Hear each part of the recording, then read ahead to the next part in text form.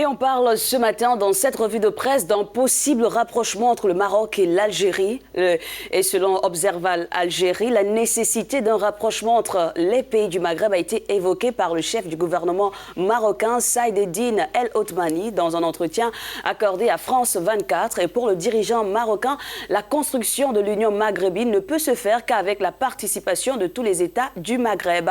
Et si Saïd Eddine montre tout son optimisme, Observe Algérie rappelle cependant l'hostilité que lui ont réservé les médias marocains lorsqu'il avait appelé les autorités algériennes à l'ouverture de leurs frontières communes. Un tour en Ouganda, un remaniement majeur au sein de l'armée crée la polémique. Le président Yoweri Museveni a nommé 4 hauts officiers supérieurs de l'armée à des postes clés de la police.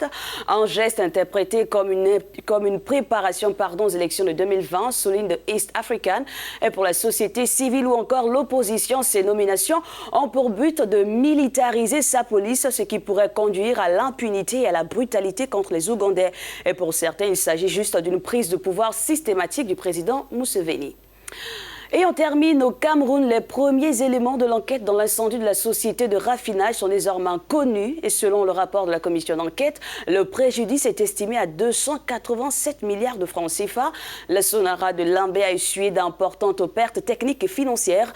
À l'heure où les experts avancent plusieurs hypothèses, le débat achoppe sur l'opportunité d'une reconstruction de l'usine sur un autre site, autre que la cité balnéaire, ajoute anecdote. Et le rapport ajoute que notamment, il n'y a pas eu de renouvellement à temps de la police d'assurance de cette entreprise.